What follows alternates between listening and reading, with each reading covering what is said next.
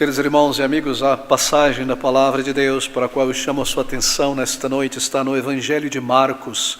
Eu abro no capítulo de número 5, gostaria de ler neste Evangelho o versículo de número 21. Marcos, capítulo 5, leia comigo este versículo de número 21. E passando Jesus outra vez num barco para o outro lado, ajuntou-se a ele uma grande multidão e ele estava junto do barco. O nosso título, queridos, nesta noite, baseado nesta narrativa das Escrituras, é Vida somente em Jesus Cristo. Não somente a vida digna de ser vivida, o sentido real de uma verdadeira vida, mas também a vida física, a vida eterna. É isso que nós aprendemos nesta passagem. Eu não precisaria recapitular, porque tenho repetido isso muitas vezes a respeito dos milagres do Senhor Jesus, que juntamente com suas parábolas são salvíficos. Seus milagres representam o seu poder, não somente sobre a natureza, a criação, o corpo das pessoas para ressuscitá-los, dar vista ao cego, mas representam, por meio destas ilustrações do seu poder sobre a natureza, o seu poder sobre a alma, o seu poder de perdoar, de reconciliar pecadores com Deus, de dar vida espiritual aos mortos espirituais. E neste milagre registrado aqui pelo Espírito do Senhor, nós vemos exatamente isso, que Ele tem poder, não somente para criar e dar vida física, mas para recriar, dar uma nova vida através do perdão, da regeneração da alma pelo seu Santo Espírito. Bem, eu sinto ser este um dos milagres mais tocantes e mais instrutivos do Senhor Jesus Cristo. É interessante e curioso que o Senhor Jesus não realizou muitos milagres de ressurreição de mortos. Apenas 3 são mencionados nos evangelhos. Ele curou muitos cegos, limpou muitos leprosos, realizou muitas coisas, mas somente 3 milagres de ressurreição. Eu penso que há muitas razões para isso. Uma delas é que talvez, se houvessem mais milagres de ressurreição, isso ofuscaria o ministério do Senhor Jesus Cristo. As pessoas o buscariam desesperadamente pelos seus doentes e pessoas seriam tiradas do túmulo recentemente mortas para serem ressuscitadas, e isso ofuscaria o objetivo do Senhor Jesus Cristo. Ele não veio para isso. Ele não veio apenas para curar os enfermos. De fato, ele veio para pregar o evangelho da redenção em Cristo Jesus. No de número 22, nós ouvimos estas palavras registradas por Marcos, que um dia, um determinado momento, versículo 21 nos dá o contexto. O Senhor estava em torno de uma grande multidão, provavelmente em Cafarnaum, junto ao lago da Galileia, o mar da Galileia.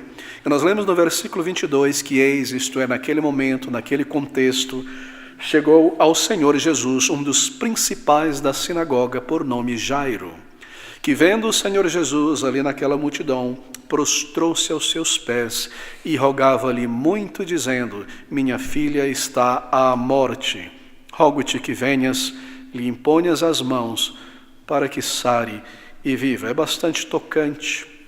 Este homem, nomeado aqui Jairo, ele vai ao Senhor Jesus Cristo muito angustiado, rogar ao Salvador por sua filha de 12 anos de idade. Não sabemos se era a única filha, mas ela estava à morte. Se você lê no Evangelho de Mateus, nos é dito que ela já havia morrido.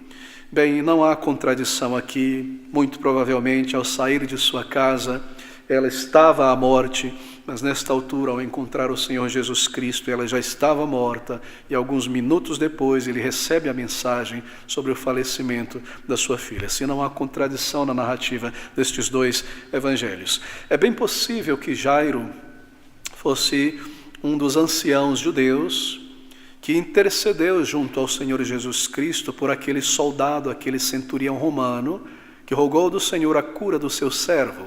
E foi a Cristo e disse: ele é um bom homem, ele construiu uma sinagoga para nós, etc.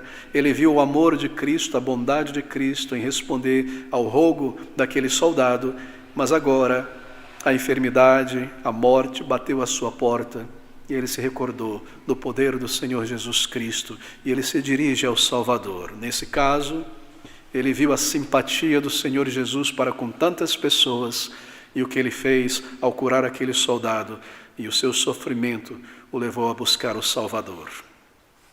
Jairo era um líder na sinagoga. Nós lemos aqui que ele era um dos principais da sinagoga, um dos líderes, um Shazam. Shazam é o nome do líder da sinagoga.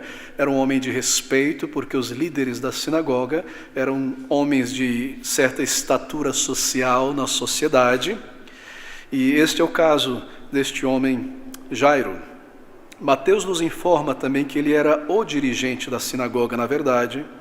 E o que nós vemos aqui é que este homem, bastante judeu, um dos líderes ali, ele vai ao Senhor Jesus, mas ele vai de uma maneira muito específica.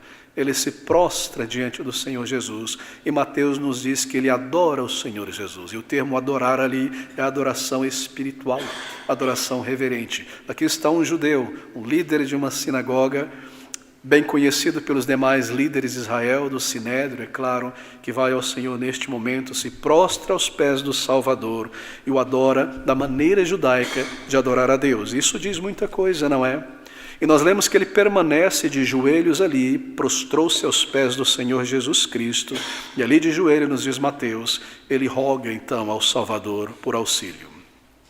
E esse detalhe registrado é de grande significância, porque lembre-se, os líderes judeus já haviam, como eu mencionei nesta manhã, decidido que qualquer pessoa que se alinhasse publicamente com o Senhor Jesus Cristo deveria ser expulso do templo e da sinagoga. E Jairo sabia muito bem o que poderia acontecer com ele ao se alinhar publicamente e adorar o Senhor Jesus Cristo desta maneira. Nós sabemos disso e ele sabia muito bem. Certamente ele perderia privilégios. Certamente ele perderia seu cargo naquela sinagoga em Cafarnaum e outras coisas aconteceriam. Mas isso nos mostra que ele estava preparado para fazer o que ele fez. Ele sabia disso. Ele cai aos pés do Senhor, ele o adora e ele clama a Jesus Cristo por socorro. Isso mostra que este homem cria no Senhor Jesus Cristo, não meramente como um profeta ou como um curandeiro, mas cria nele como o Messias de Deus, o Salvador que Deus havia prometido. E assim, ele está preparado a ser exposto à chacota e a ser tratado com desrespeito pelos seus colegas ao se posicionar publicamente. Bem, queridos amigos, eu devo dizer isso, há uma grande fé aqui, que sem fé é impossível agradar a Deus. E sem fé é impossível receber uma bênção de Deus como esta bênção da salvação. Se você se aproxima de Deus em busca de salvação, mas você duvida dele em seu coração, você não crê realmente no que a palavra de Deus descreve a respeito de Cristo, não tenha esperanças de receber esta grande bênção do Senhor. Sem fé é impossível agradar a Deus. A fé no Senhor Jesus Cristo é este critério do coração que nos une a Ele, que nos leva a Ele. Nós nos submetemos a Ele, crendo na Sua palavra, no que Ele fez, e então nós vamos a Ele como pecadores, crendo que Ele é poderoso para nos salvar, que Ele possui os méritos para isso. Em outras palavras, é necessário ir ao Senhor Jesus Cristo por inteiro, de coração, porque Ele vê o coração. E aqui está a fé deste homem no Senhor Jesus Cristo. Ele se aproxima de Jesus e ele roga ao Senhor Jesus, versículo 23, e rogava-lhe muito, e muito é muitas vezes, dizendo: minha filha está à morte, rogo-te que venhas. Ele impõe-as as mãos para que sare e viva. Bem, é interessante, ele prescreve ao Senhor um método de cura. Nós não devemos fazer isso, não é? Nos recorda Naamã, o sírio. Lhe foi dito para entrar naquele rio Jordão e mergulhar 7 vezes, mas ele esperava que o profeta saísse da cabana, pulasse em volta, clamasse a Deus. E muitas instâncias nós vemos as pessoas declararem como elas esperam serem curadas pelo Senhor. Nós vemos que o Senhor não realizou nada disso. Ele não impôs a mão sobre aquela menina, mas ele fez outra coisa. Foi por sua palavra. E o ponto em questão é este: quando nós vamos ao Senhor Jesus para a salvação, nós não devemos ditar ao Senhor: Senhor, eu quero que a maneira da minha salvação seja desta forma. ou eu quero saber e ter certeza do perdão através deste sinal. Nós não devemos fazer isso. Nem devemos esperar de Deus um sinal, uma confirmação que Ele não promete em Sua palavra. Cabe-nos ir a Ele por nossa necessidade de perdão e nos lançar a Ele pela fé, em arrependimento e fé, e Ele fará o resto. E nós saberemos que Ele nos perdoou, que Ele nos aceitou, que Ele nos salvou. Assim, é uma lição importante, mesmo neste detalhe, registrado aqui por Marcos. Por isso, este detalhe permanece aqui. E assim ele vai ao Senhor Jesus Cristo. Lembre-se, um ancião, líder de uma sinagoga. E assim ele se aproxima do Salvador. Mas eu me pergunto que tipo de argumento ele utilizou para convencer o Senhor Jesus, porque nos é dito que ele roga muito ao Senhor. Provavelmente ele não repetiu a mesma coisa, Senhor, Senhor, Senhor, vem, vem, vem. Ele apelou ao Senhor Jesus com palavras e com argumentos. Eu creio, tenho certeza, que ele não disse algo nestas linhas, Senhor, cura minha filha porque ela é uma boa menina. Ela é muito útil em nosso lar. Ela é muito ajudadora. Senhor, vem e cura minha filha por esta ou aquela razão. Não, ele não diz algo nessa linha, creio eu. Mas ele roga ao Senhor. E eu penso que ele roga nesta linha porque ele o adora. Ele diz, Senhor, eu creio que Tu és a ressurreição dentre os mortos. Não estou dizendo que ele usou estas palavras. Tu és o Messias, eu entendo que o Messias é um sacrifício no lugar do seu povo. Eu creio em Ti, Senhor, que Tu és poderoso para fazer isso e curar a minha pequena filha. Tu és o Salvador que veio a este mundo. E o Senhor tem tanta misericórdia. E o Senhor é poderoso para fazer isso, se o Senhor desejar. Mostra a Tua misericórdia para com a minha pequena filha, ó Senhor. Eu penso que ele se aproximou do Senhor Jesus Cristo nessas linhas, nesses termos, e estes foram os argumentos. Ele rogou ao Senhor com argumentos e palavras baseado na pessoa de Cristo. É muito importante marcar isso, queridos amigos. Ele olhava para o Salvador e sua pessoa e o seu poder. Seu argumento não foi a partir da qualidade da sua filha, mas da qualidade do Senhor Jesus, do seu poder, da sua fé que tinha nele, da sua missão neste mundo. Ele rogou com muitas palavras. E assim nós temos uma lição muito importante aqui. É assim que nós vamos a Deus. O profeta Jeremias diz que nós devemos tomar palavras e ir ao Senhor. E dizer a Ele, baseado no que nós já aprendemos sobre Ele, da sua grandeza, da sua misericórdia, do seu poder em perdoar e remover a culpa, e dizer quão grande Ele é, crendo nele, confessarmos os nossos pecados e rogar por perdão e por salvação, baseado em quem Ele é e o que Ele declara. Assim nós vamos a Deus crendo uma fé verdadeira e nós vamos a Ele com palavras, tendo em vista quem Ele é e o que Ele pode fazer, não quem nós somos ou o que merecemos ou o que podemos contribuir com o reino de Deus, mas baseado em Sua pessoa, em Sua misericórdia, em Suas promessas. Bem, amigos, o Senhor foi então com ele, porque no versículo 24, Marcos nos diz que foi com ele e que seguia-o uma grande multidão que o apertava. Nós não sabemos a distância, ele estava à beira do lago da Galileia. Provavelmente Jairo morava na vila de Cafarnaum, ali próximo, 100 metros de distância, 500 metros. Mas ele vai e aquela imensa multidão segue junto e as pessoas se apertando no caminho. Havia uma certa distância a ser percorrida. E é neste caminho para a casa de Jairo que nós lemos de uma interrupção na procissão aqui em direção à casa dele, porque no versículo de número 25 até o versículo de número 34, nós lemos que enquanto o Senhor Jesus seguia, uma mulher atravessa a multidão, uma mulher que padecia por muitos anos de um fluxo de sangue, havia gastado todos os seus recursos com médicos e curandeiros e só ia de mal a pior, crendo no Senhor Jesus, disse a si mesma que se somente ela tocasse nas vestes do Salvador, ela seria curada. E ela faz isso, e ela é curada. E nós lemos então, eu não me tardarei nestes versículos, mas nós lemos no versículo de número 34, que o Senhor Jesus responde a ela e diz: e ele lhe disse, filha, a tua fé te salvou. Vai em paz e ser curada deste mal. Eu me pergunto se você perguntou-se a si mesmo, que fé foi esta? A tua fé te salvou. Em um determinado momento o Senhor diz a Jairo, crê somente. Que fé é esta? Mas nós vemos que na sequência, tendo concluído este incidente que interrompe a jornada, o Senhor então, isso tendo causado, é claro, um atraso na urgente jornada para a casa de Jairo, que neste momento, estando ele ainda falando, versículo de número 35, pense e veja a multidão ali, chegaram alguns do principal da sinagoga, alguns conhecidos de Jairo, e que disseram a ele, talvez em particular, ele estava ali junto ao Senhor, a tua filha Jairo, ela está morta, não ocupes mais, não enfades mais o mestre, para que ir ainda até a casa. Foi um atraso, de fato. Certamente Jairo estava extremamente ansioso enquanto ele parava para ver o Senhor, buscando a mulher que havia tocado em sua veste, aquele diálogo, aquela cura, as palavras do Salvador.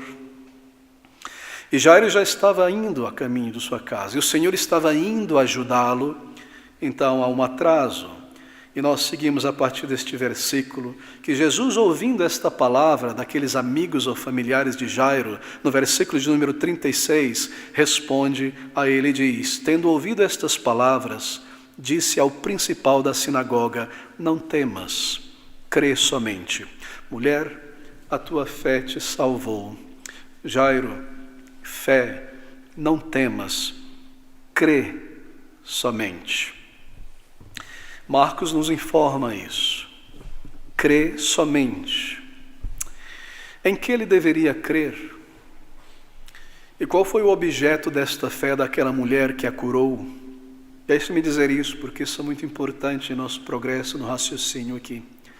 Nós vamos a Deus com a fé completa, não uma fé perfeita, mas crendo que Ele é poderoso para fazer o que Ele declarou, salvar, perdoar.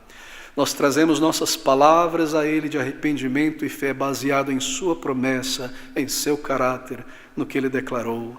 E nós exercitamos esta fé. Mas que fé é essa? Deixe-me colocar da seguinte maneira. Se alguns líderes evangélicos de nossos dias estivessem presentes ali do lado de Jairo e do Senhor naquela multidão, e tendo ouvido o Senhor no versículo 36 responder a Jairo e dizer, não temas, crê somente. Eu penso que eles teriam dito a Jairo, talvez tentando encorajar, o seguinte, Jairo, você deve crer, Jairo.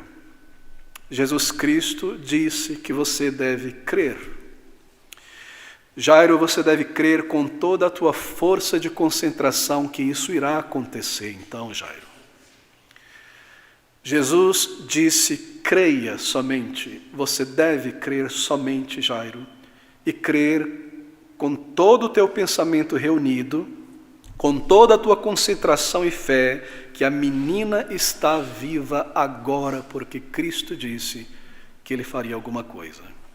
Mas ela está morta, eles me disseram que ela morreu. Você deve crer e visualizar ela como viva agora, Jairo. Assim, creia em Jesus. Creia que isso acontecerá. Creia que isso já aconteceu, Jairo. Creia que aquilo que você pediu já está acontecendo. Mas não é isso que Jairo deve crer. Eu creio que minha filha viverá novamente. Eu creio que minha filha viverá novamente. Eu creio que minha filha viverá novamente. Eu creio, ela vai viver novamente. Não é isso que ela deve crer, que ele deve crer. Não é essa maneira de crer e não é isso que o Senhor Jesus Cristo está dizendo aqui. O que então ele está dizendo? O que ele deve crer? Bem, ele deve crer em Jesus. Crer somente é crer em mim. E não na coisa que ele deseja que aconteça. Creia que eu tenho poder para isso. Tu crês que eu sou a ressurreição e a vida, Jairo? Crê somente em mim, é claro. Assim, a fé não é um órgão executivo da alma que declara, que visualiza e as coisas devem se materializar. Isso é misticismo e não fé. O crer não é no objeto, na coisa que nós queremos. O crer não é no crer em si, que eu creio mesmo, isso pode acontecer. O nosso crer é voltado à pessoa de Cristo, ao que Ele declarou, ao que Ele é poderoso para realizar, ao que Ele disse. É nisso que Jairo deve crer. Sua fé é colocada no Senhor Jesus Cristo e não na coisa que você pede ao Senhor Jesus Cristo. A nossa fé se dirige a Ele, em sua sabedoria, em sua vontade, em seu propósito, e não no fato, ou melhor, no fato, de que a vontade do Senhor, nisso que eu estou orando, seja uma resposta não dele, é boa, é perfeita e agradável, porque eu creio nele, que ele é sábio, que ele é poderoso. Assim, o não de Deus é uma resposta positiva, porque eu creio nele, que todas as coisas cooperam para o bem daqueles que amam a Deus. E quando ele me diz não, me diz sim, ou mais tarde, eu sei que isso é muito bom, porque a sua vontade para comigo é boa, é perfeita e agradável. Assim, esta fé não é no objeto, na situação, na minha capacidade de crer que isto pode acontecer, é no Senhor Jesus e no que Ele declarou e no que Ele é. E é desta maneira que nós vamos a Cristo para a salvação. Nós voltamos a nossa fé a Ele, nós aprendemos, Ele declara, Ele diz, vinde a mim, eu perdoarei, e assim nós cremos nele. Mas eu não sei se eu creio o suficiente, se eu tenho força o suficiente, mas não é em você que você deve colocar a sua crença, é na pessoa do Senhor. Você vai a Ele porque você ouviu o que Ele disse, você o obedece, crendo que Ele é poderoso para o fazer, e o restante é com Ele realizar. Assim, Jairo, não temas, crê somente. Qualquer que seja a resposta do Senhor, a minha oração, ela é sempre perfeita. A fé bíblica é a fé em Jesus, na sua palavra, e não na coisa que você pediu. E Jairo necessitava aprender isso. Queridos amigos, como essa confiança em Jesus Cristo para a salvação se manifesta? Quando talvez neste momento em que eu vou ao Senhor temendo, com senso de culpa e de peso, eu não esteja tão confiante assim. Eu não esteja tão seguro assim. Como essas coisas podem operar, uma vez que nós sabemos que fé é confiança, é persuasão. Eu estou indo ao Senhor, eu reconheço o meu pecado, eu creio no que Ele disse na sua palavra, eu já vi Ele salvar pessoas. Mas eu não estou tão cheio de resolução, de confiança, de cabeça erguida em mim mesmo. Como eu posso ir ao Senhor? Se eu não me sinto assim, na verdade eu me sinto abatido. Pouquíssima confiança em mim mesmo, em qualquer situação. Mas eu ouço que você deve ir a Ele com fé. Como essas coisas podem ser? Ter fé quando eu não sinto, eu não me sinto confiante e tenho pouca certeza de muitas coisas, eu não me sinto de cabeça erguida, uma fé confiante para ir a Jesus Cristo.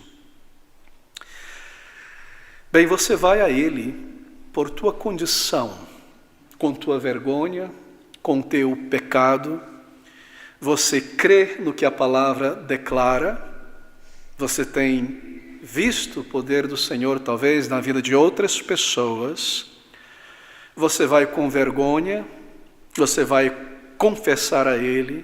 Por quê? Bem, você deve pensar da seguinte maneira. Eu vou a Ele porque eu reconheço a minha pecaminosidade, a minha culpa, e eu devo dizer isso ao Senhor, porque eu já pequei demais contra Ele. Não posso mais ocultar isso dele. Eu devo ter pelo menos a honestidade de dizer para Ele, Senhor, eu pequei. Eu não mereço nada.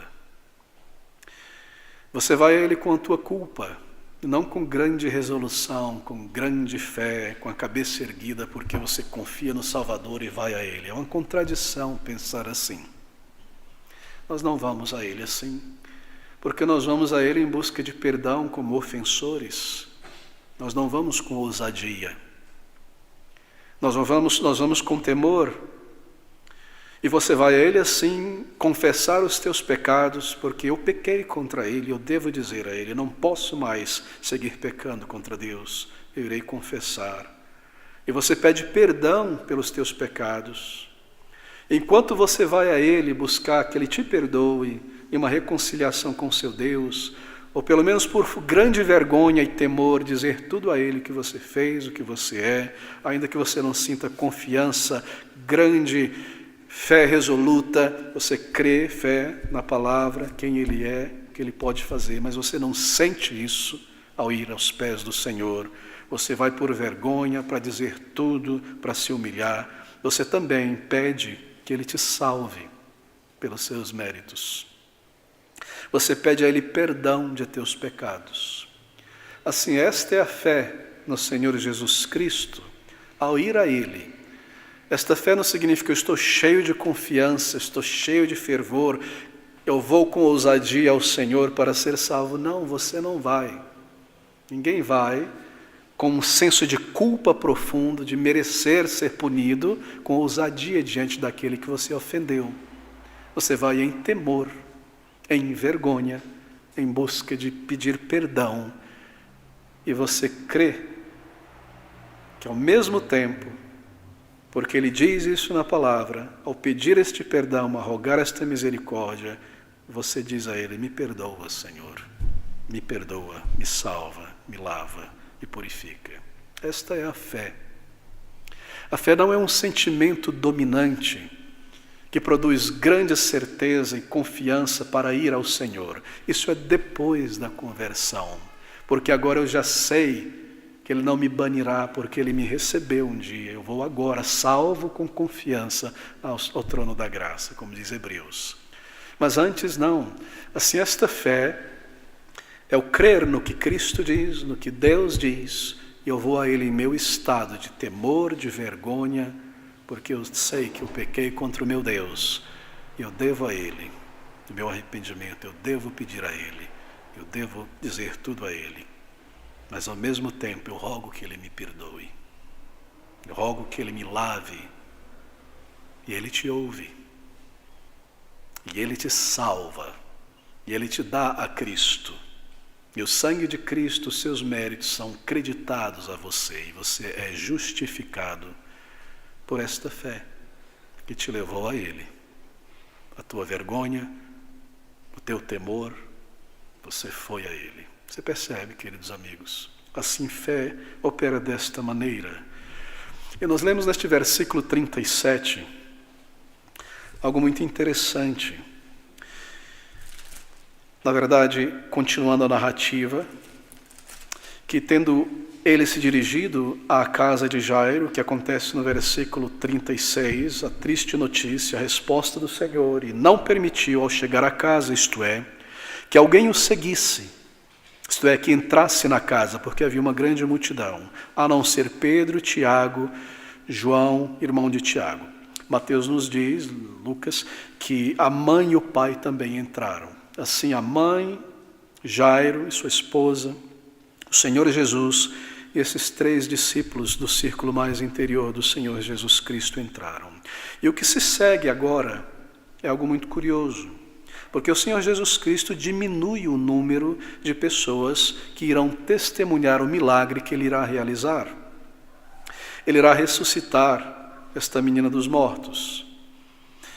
Bem, por que Ele pede que os outros fiquem de fora? Eu penso que está conectado com o que acontece, o que é dito no versículo 43. E mandou-lhe expressamente que a ninguém soubesse, e disse que lhe dessem de comer. Ele não poderia permanecer ali, ele deveria seguir em frente. E ele iria ressuscitar esta moça. Há um número de razões, na verdade, deixa-me tocar em uma ou duas, talvez. A primeira razão é essa que eu mencionei. Ele precisaria sair dali e seguir em frente. E muita gente o impediria certamente de sair por aquela porta. Mas a segunda razão, você pode imaginar, é que se houvesse muitas e muitas pessoas ali naquele lugar, seria uma balbúrdia. Seria uma grande balbúrdia. E o Senhor deseja que tudo seja muito calmo. Para provar esse primeiro ponto, se você abrir em Marcos capítulo 1, versículo 32 a 38, apenas trago um exemplo de que o Senhor não veio a este mundo apenas para curar pessoas, mas para pregar o evangelho de salvação, de vida eterna. Em Marcos capítulo 1, versículo 32 ao versículo 38, apenas concluo a narrativa. Acontecera que havia curado muitas pessoas, ao longo da tarde e da noite, milhares de pessoas. E nós lemos que pela manhã ele sai sozinho, no versículo 35, a um lugar desértico para orar. E seguiram-no Simão e os que com ele estavam, e achando, disseram-lhe: todos te buscam. Por quê? Por mais curas, é claro. E ele lhes disse: vamos às aldeias vizinhas, para que eu ali também pregue, porque para isso vim. Assim ele não se demoraria na casa de Jairo, porque ele não veio apenas para curar pessoas em suas enfermidades. Ele deixa estas pessoas para trás por um momento, para ir também para outras vilas, para pregar, porque foi para isso que ele veio. E a segunda razão, porque poucas pessoas, um número limitado de pessoas deveria estar ali, é claro, é que havia por parte do Senhor Jesus Cristo sempre, mesmo em seus milagres, sobretudo, uma simpatia muito, muito grande pelas pessoas. E nós vemos isto aqui no caso desta menina. Havia uma simpatia muito grande. O Senhor não queria aquele quarto lotado de pessoas, chorando, pranteando, gritando em um momento, e logo depois ele ressuscitaria aquela menina, e haveriam mais gritos histéricos, e ela acordasse naquele meio, nessa balbúrdia, nesse medo, nesse susto, desta maneira. Isso não deveria acontecer assim.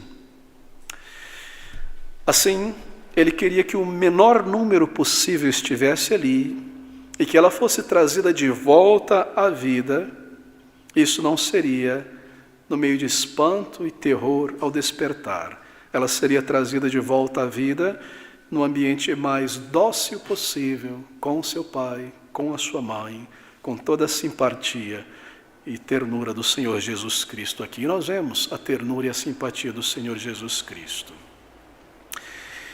E nós lemos no versículo 38, que o Senhor Jesus chega naquele lugar, despede esta multidão.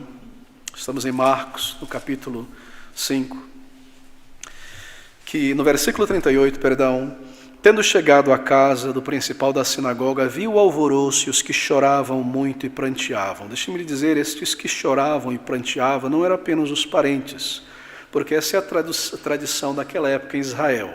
Uma pessoa de bens contratava choradores profissionais.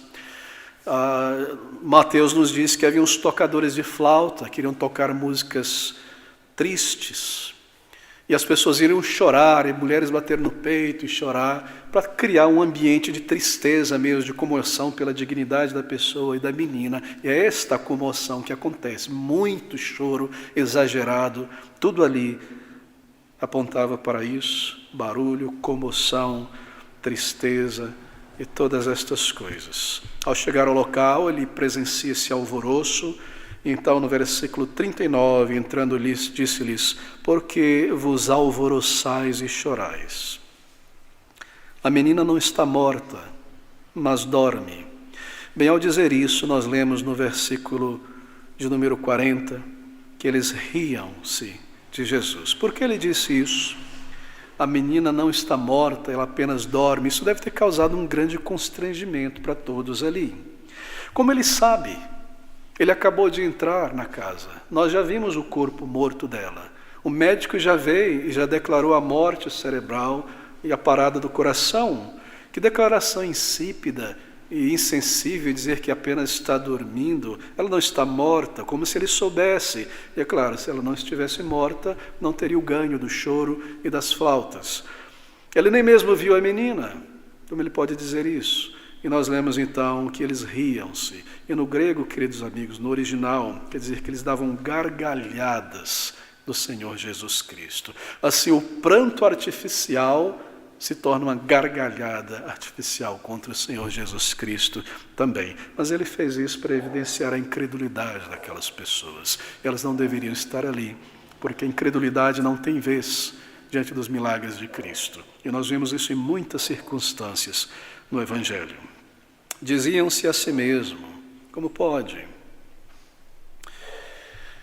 O que ele está dizendo? Talvez alguns disseram, sim, ele é poderoso, mas o que ele pode fazer agora? Ele não pode fazer nada. Todos os milagres que ele fez foi sobre pessoas vivas, mas ela não está mais viva, ela não está mais aqui. O que ele pode fazer por ela? A morte a engoliu. Não há mais nada, acabou. Enquanto ela estivesse viva, ele poderia fazer alguma coisa, mas não mais. Ele realizou seus milagres em pessoas vivas, mas aqui está um limite para a capacidade dele, aqui está um limite, a morte ao final, ela não existe mais, ele não pode fazer nada por ela porque ela não está mais aqui. Ele não pode tocá-la, pôr a mão em cima, fazer nada. O que ele pode fazer? Ele diz, ela não está morta, para trazer a evidência da incredulidade deles. Incredulidades, queridos amigos, é a grande barreira entre nós e o perdão. Porque a incredulidade na palavra de Deus, na pessoa do Senhor Jesus, quando ele diz, vinde a mim e eu nunca te lançarei fora, simplesmente não nos permite ir a ele. E se ir a ele é a maneira de encontrar perdão, a incredulidade não me permitirá ir a ele. Há muitas outras maneiras de dizer que não cremos. Na verdade, nós chamamos Deus de mentiroso. A palavra de Deus diz que nós somos pecadores e nós insistimos em dizer, mas nem tanto assim. Se dissermos que não temos pecado, nós dizemos que Deus está mentindo quando Ele diz que nós somos pecadores. Em Romanos capítulo 3, versículo 23, nos é dito que todos pecaram e por isso foram separados da glória de Deus. E por isso necessitam, do perdão, da reconciliação. Mas eu digo, eu não preciso disso tudo. Bem, eu chamo a Deus de mentiroso. E se eu digo que eu não preciso, então é claro, eu não vou buscar isso. E se eu não vou buscar, eu não recebo isso. No versículo 39, nós vemos isto acontecer. E no versículo 40, o que acontece? Tomou consigo o pai e a mãe da menina, os que com ele estavam, e entrou onde a menina estava deitada. O pai e a mãe e os 3 discípulos. E nós lemos no versículo seguinte, que em vez de impor a mão, tomando-a a mão da menina, disse-lhe, Talita cumi, que traduzido é, menina, a ti te digo, foi pela palavra e não pelo toque, levanta-te. E tomando a mão, ele toma a mão da menina. Ele fez algo diferente do que Jairo esperava. Marque isso, queridos amigos. Com frequência é assim que o Senhor responde às nossas orações. Sim, Ele responde, mas de acordo com a sabedoria dEle, e o cronograma dEle, e da forma dEle, não necessariamente de acordo com a nossa maneira. Ele tomou a menina pela mão, Ele não levantou ela com os 2 braços, mas Ele tomou-a pela mão, e esse foi um gesto de simpatia, de afeição, de união. Ele a toma, a levanta, dá vida a ela pela sua palavra e a entrega ao seu pai e à sua mãe. Eu vou ao Senhor pelos meus pecados, por tudo que eu fiz contra Ele. Eu digo, Senhor, perdoa os meus pecados. Senhor, me dá salvação. Me dá essa nova vida que o Senhor promete aqui. Eu creio que isso é verdade. Me dá esta nova natureza, porque eu não consigo ser mais quem eu sou. Senhor, põe os meus passos no caminho para o céu. E ao fazer isso, como um morto espiritual, você entra em união com o Senhor, porque Ele dá vida à sua alma.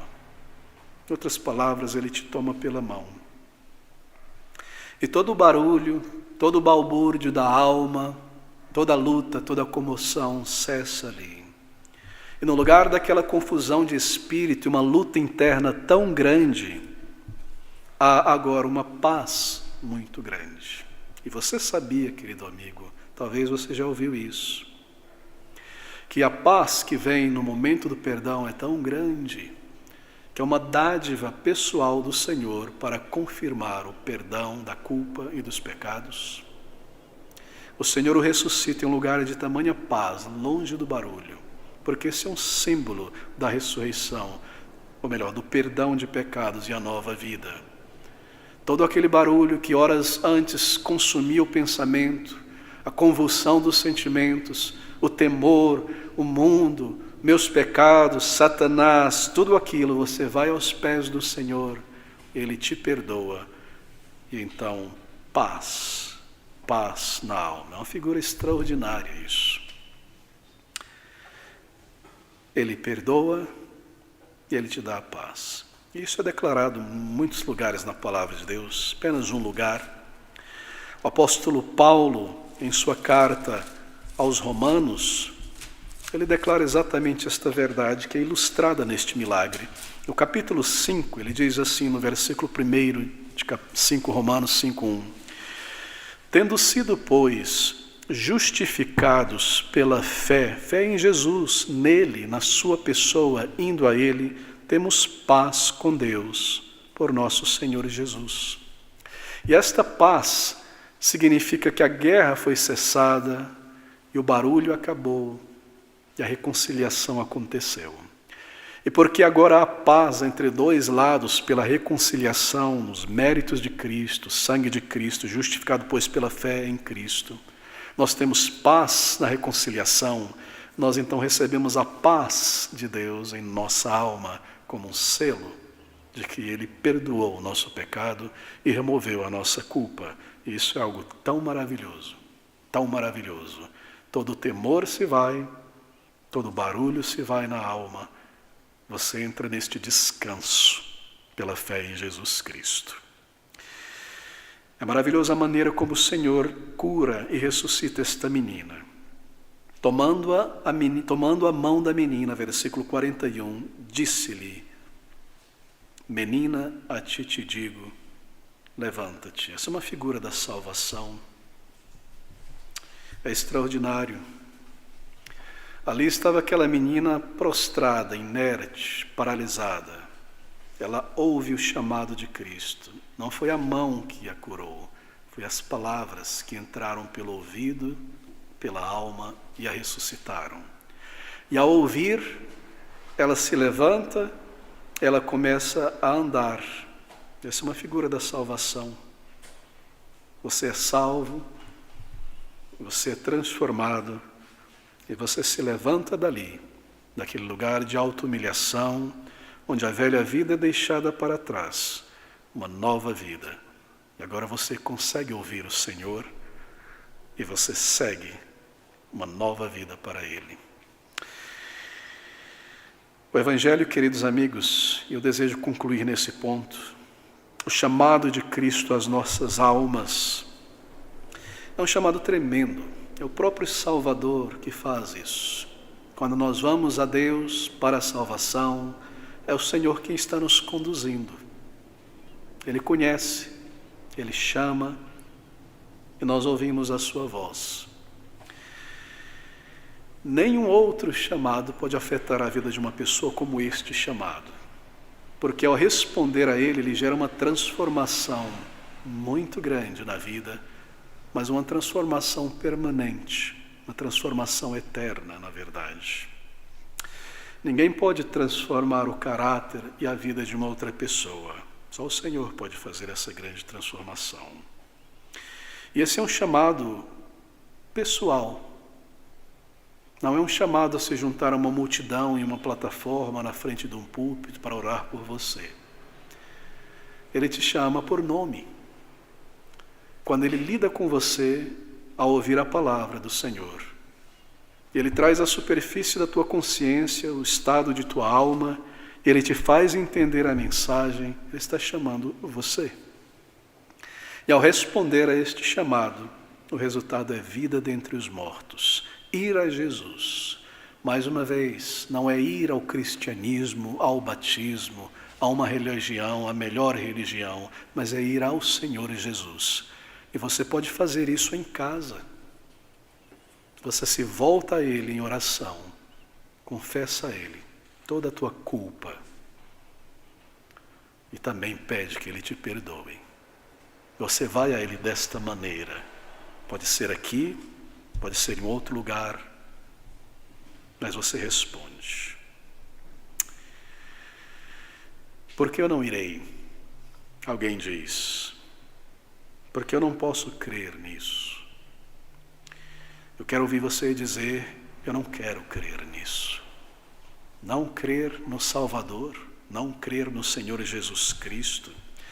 Na Bíblia, a descrença não é um acidente, é uma escolha. Não há na Bíblia tal coisa, não posso crer. É sempre, eu não quero crer, porque eu quero certas coisas, um estilo de vida, assim eu não quero crer. Mas, querido amigo, você deveria ir a Ele e dizer a Ele tudo. E clamar então por este perdão e por esta salvação. Você não precisa ter toda a fé ousada e grandiosa e sentir-se ousado para ir a Cristo. É o contrário. Nós vamos a Ele como quem busca o perdão de alguém que nós ofendemos terrivelmente. E ao confessar, isto é, pedir a Ele, dizer a Ele, você também pede que Ele te perdoe. E Ele, que é misericordioso, fará isso. Te dará a Cristo e tomará os méritos de seu Filho e te perdoará, colocando o teu pecado e a tua culpa sobre Ele. Esta é a figura, este é o poder, a simpatia do Salvador com aquela menina. Ele está em perfeito controle, não é, da situação, calmo, através do barulho da balbúrdia. E é assim que Ele vem a nós. Manso e suave, diz um versículo, um hino antigo. Manso e suave é Jesus convidando. Diz a ti, ó pecador, vem já. Ouça esta voz do Salvador na palavra. E vá a Ele desta maneira. Diga a Ele. Então peça a Ele que te salve, que te transforme, que te dê a vida eterna. E Ele fará isso. Ele não pode mentir. Vamos orar juntos. Ó Senhor Deus, grandioso e eterno Pai, que enviou o Senhor Jesus, muito obrigado pelo registro destes milagres tão grandes, a prova de que o Senhor pode perdoar pecados, pois Ele pode dar a vida a um morto, algo que somente Deus pode fazer. Nós cremos, ó Senhor, e rogamos porque experimentamos em nossa vida, quando fomos ao Senhor, que o Senhor perdoa o pecador arrependido e que nunca lançará fora aquele que vem a Ti, crendo que o Senhor Jesus alcançou tudo o que é necessário para que pecadores arrependidos, crendo nele, recebam de Ti não a condenação merecida, mas o perdão oferecido.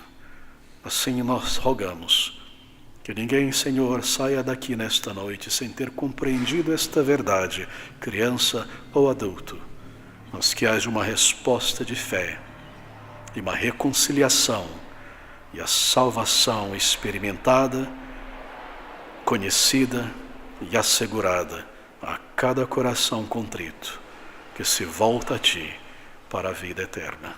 Nós clamamos por isso, ó Senhor, pelos méritos de Cristo Salvador e para o Teu louvor, ó Pai. Amém.